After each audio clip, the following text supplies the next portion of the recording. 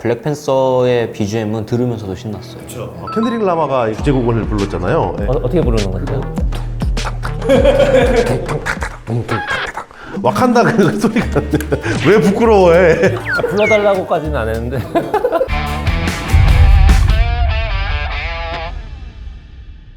오늘도 어벤덕스 마이피규어 아카데미 9번째 시간이고요. 오랜만에 우리 어벤덕스 멤버들이 모였습니다. 자, 일단 시그니처 인사 한 번씩 해주시죠. 대웅남 유진씨입니다. 반갑습니다. 안녕하세요. 반갑습니다. 유튜브에서 피규어 리뷰하고 있는 하비캠이에요. 안녕하세요. 덕질하는 유부남 제이덕트입니다. 어떻게 지내셨나요? 건강검진도 다녀오고 그런 이제 좀 자기를 돌아보는 시간을 가지면서 그렇게 무난무난하게 지냈습니다. 네. 그리고 우리 하비킴은 사실 특집을 준비를 하다가 네네. 살짝 빠그라져가지고 우리가 좀 미루기로 했죠. 코스어분들을 모시려고 했잖아요.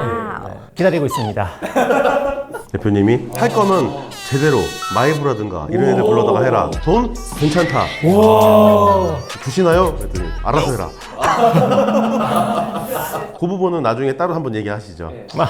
자, 제이덕후님 특집을 사실 가장 최근에 했어요, 그렇죠? 네네. 네, 가장 최근에 했었고 어벤져스 멤버들 너무 보고 싶다. 아 정말요? 아무래도 어린 친구들이 더 좋죠. 논란이 되겠는걸? 멤버들이 더 좋으니까요. 우리 광삼님 나오셨는데 질려서 가시더라고 집에. 집에 새벽 1시에 도착했어요. 마블, DC, 히어로물 이런 시리즈들 중에서 좋아하는 거 있나요? 마블 정말 좋아합니다. 뭐 무조건 개봉일날 보러 가는 편이고요. 그 중에서 가장 좋아하는 뭐 히어로라 하자면 문나이트. 아, 문나이트. 문나이트 캐릭터성이나 그런 뭐 디자인이 너무 마음에 들더라고요, 개인적으로. 저는 아이언맨 제일 좋아했고 아이언맨 기체들 거의 다 모으려고 많이 노력을 했었죠. 돈이 좋았던 것 같아요. 저는 배트맨 좋아했죠.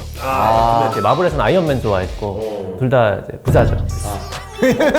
살짝 이쪽으로 가는 맨날 돈이야. 야나돈. 마블, DC 그 외에도 대작들이 지금 개봉을 줄줄이 지금 대기를 하고 있어요. 기대되는 작품들이 있나요? 블랙 아담, 드웨인 존슨의 히어로 영화도 기대가 되고 피어스 브로스넌 나오더라고요. 제가 어렸을 때 007 하면 피어스 브로스넌이었거든 사실. 그래서 그것도 기대가 되고. 저 같은 경우는 이제 듄 파트 2 좋아하는 배우 티모시 샬라메 그 여성분들이 좋아하는 배우잖아요. 팬심으로 기대를 하고 있습니다. 저는 딱히 없어요, 사실. 페이지 3가 끝나면서 마블뽕이 그냥 확 빠진 상태여가지고 뭐 마블 신작들 소식만 듣지만 와 이거는 안 보면 안 되겠다라는 작품은 아직은 없는 것 같습니다.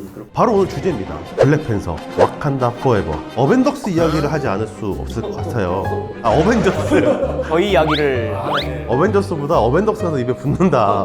와칸다 포에버! 블랙팬서의 등장에 대해 이야기를 해볼게요. 언제 어떻게 등장을 했죠? 캡틴 아메리카 11호 버전에서 네. 블랙팬서의 아버지인 트차카가 사망하는 장면부터 시작이 되죠. 그쵸. 그 소코비아 협정 연설을 하다 갑자기 테러로 인해서 건물이 팡 터지면서 아버지가 사망하면서 거기서 이제 체드윅 보스만이 딱 이제 블랙팬서가 아이언맨 편에 서게 되죠. 어벤져스에서 역할과 영향력 얼마나 되는지 좀 궁금하거든요. 일단 와칸다 군대가 있고 와칸다만의 또 기술력, 특히나 인상 깊었던 거는 이제 엔드게임에서 딱 그 등장씬, 그리고 걔네 특유의 발성 있잖아요. 이빼뭐 그 뒤에서 같이 그 외치는 게 너무 멋있어가지고 전쟁을 했을 때 와칸다 군대가 없었다면 과연 어벤져스가 버틸 수 있었을까?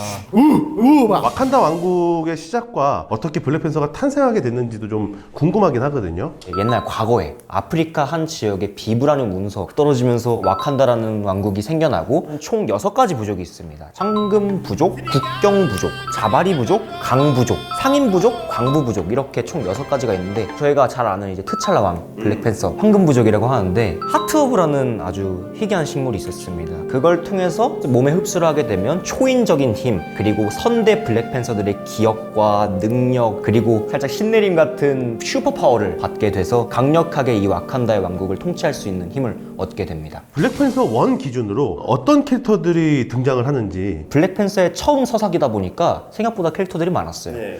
트차카, 국왕, 여동생 슈리, 여자친구 나키아. 블랙팬서에 나오는 웬만한 부족들은 바스트신이라는 제규어 신을 믿어요. 팬서신. 근데 은바쿠라던가 자바리 부족은 고릴라 신을 믿습니다. 빌런 쪽으로 가면 율리시스 클로. 음파만 쏘는. 맞아. 그리고 모두가 사랑했던 빌런 킬몬거. 아, 킬몬거. 이거 남자들이 엄청 좋아하더라고요. 근데 저는 개인적으로 은바쿠 좋아합니다. 은바쿠 과사 뭐 영화, 코믹스하고 좀 다른 점들을 우리가 찝어보는 것도 좋을 것 같아요. 코믹스에는 부산이 나오지 않잖아요. 여러 가지 의미로 장소나 배경이 마블 시네마틱 유니버스에 최적화되게 바꾼 건 사실입니다. 코믹스는 거의 다 와칸다 안에서 이루어진 경우가 많고요. 체드윅 보스만이 연기한 트찰라는 누가 봐도 얘가 왕의 자리에 어울리는 남자다 라고 생각이 들 정도로 아주 인상 깊은 캐릭터였는데, 코믹스 버전의 블랙팬서는 살짝 졸렬해요. 전체적인 분위기의 블랙팬서의 느낌을 봤을 땐 왕으로서의 자격이 조금 부족하거나 방식이 조금 달았던 부분이 있는 것 같아요. 코믹스 슈리랑 MCU 슈리가 많이 다르다고 생각하거든요. 그러니까 MCU 슈리는 뭔가 그냥 오빠한테 다 밀어주는 느낌이고, 블랙팬서 그 왕자에 대한 욕심이 하나도 없이 나오잖아요. 근데 코믹스에서는 사실 트찰라가 이제 숙부랑 대결을 해서 블랙팬서 자리에 오르는데, 사실 그 전에 자기가 먼저 출전을 하려고 했었죠. 근데 전 선수한테 깔려 있는 동안 이제 트찰라가 숙부랑 싸워서 이기는 바람에 이제 블랙팬서가 됐는데, 코믹스에서 나오는 슈리는 오빠보다 먼저 블랙팬서 자리를 차지하려고 굉장히 욕심 많고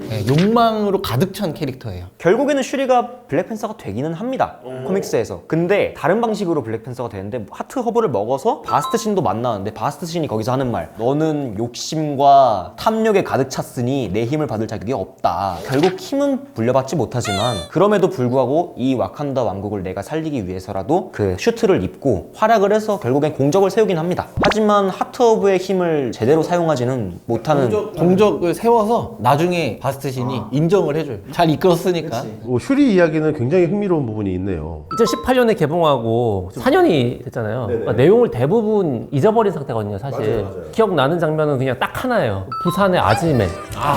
그 외국 편하고 우리 편하고 더빙이 다른 거 아세요? 우리나라에서 방영한 거는 어느 정도 더빙을 한 거래요. 그 외국판 들으면 이 아줌마가 무슨 얘기하는지 진짜 정확히 무슨 얘기인지 못 알아들어요.